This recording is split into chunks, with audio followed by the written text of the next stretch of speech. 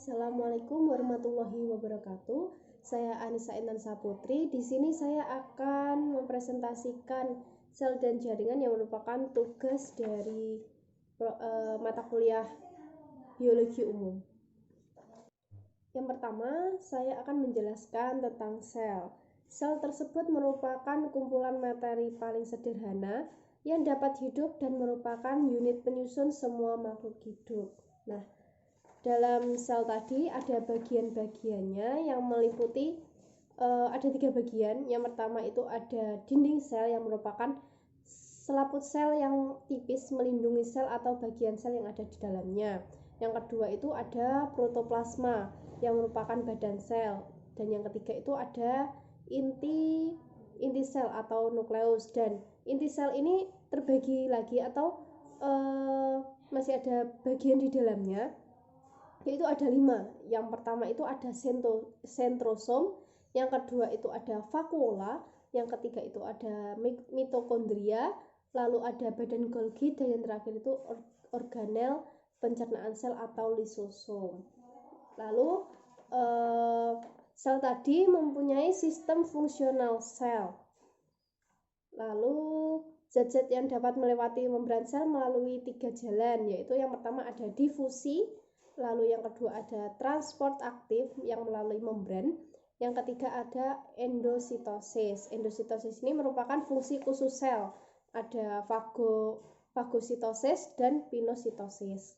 Lalu sel tadi dapat membelah, ya, biasanya dikatakan pembelahan sel, yaitu ada 2 cara. Yang pertama itu dengan cara pembelahan sel mitosis. Pembelahan sel ini terjadi di sel somatik. Proses pembelahan sel ini menjadi dua sel anak identik dengan sel induk. Tahapan-tahapan pembelahan sel mitosis diantaranya ada profase, metafase, anafase, dan telofase. Lalu pembelahan sel yang kedua itu ada pembelahan sel secara meiosis. Pada meiosis, sel benih pria sitokinesis menghasilkan sitoplasma yang rata pada keempat sel.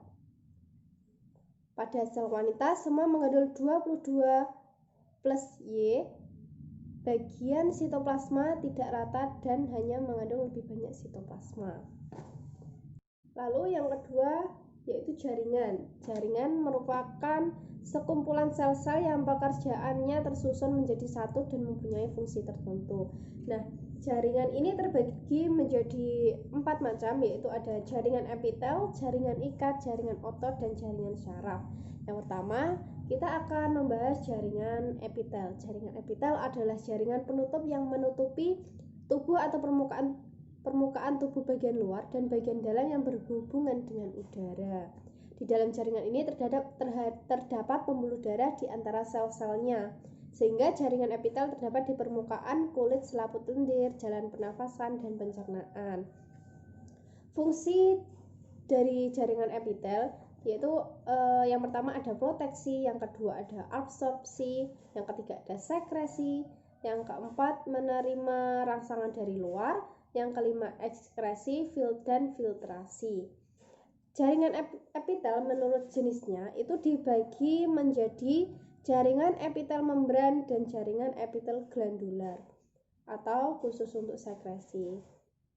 Yang pertama untuk jaringan epitel membran itu ada 2, yaitu jaringan epitel sederhana yang menutupi lapisan setebal 1 sel. Yang kedua, jaringan epitel berlapis palsu atau majemuk. Nah, yang kedua itu ada jaringan epitel glandular yang merupakan jaringan epitel kelenjar eksokrin dan endokrin.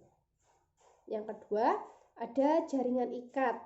Jaringan yang di antara sel-selnya terdapat banyak zat intraseluler yang terdiri dari serabut-serabut kenyal dan serabut kolagen. Fungsi dari jaringan ikat tersebut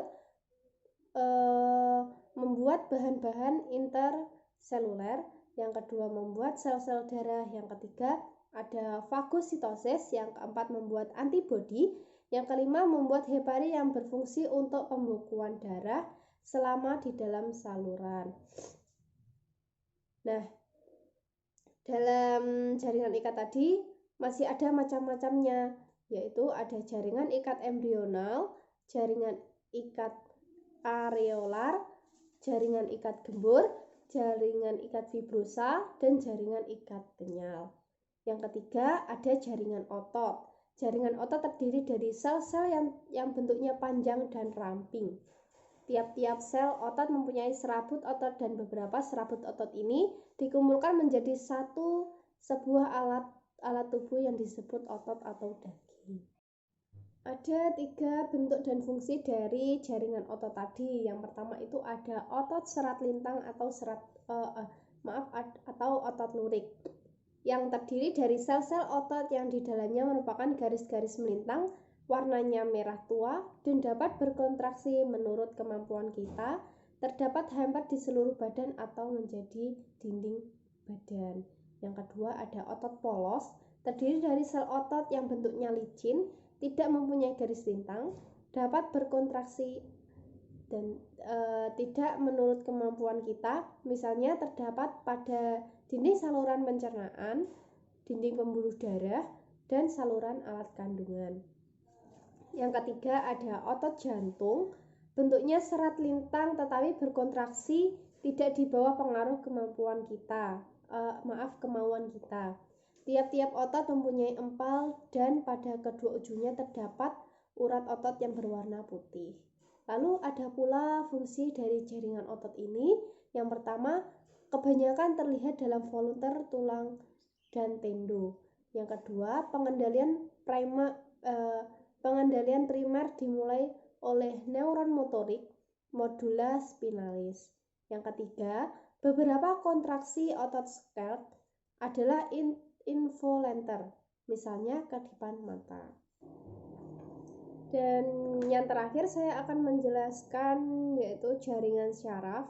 Jaringan syaraf terdiri dari sel saraf yang panjang dan halus, mempunyai inti dalam protoplasmanya yang agak tebal. Bentuk sel saraf seperti bintang dan mempunyai ekor panjang. Fungsi dari sel saraf untuk mengantarkan sinyal yang disebut impuls saraf. Dendrit mengantarkan impuls dari ujungnya menuju bagian neuron yang lainnya. Akson mengantarkan impuls menuju neuron lainnya atau menuju efektor, suatu struktur atau misalnya sel otot yang merupakan respon tubuhnya. Terima kasih. Sekian dari presentasi saya. Wassalamualaikum warahmatullahi wabarakatuh.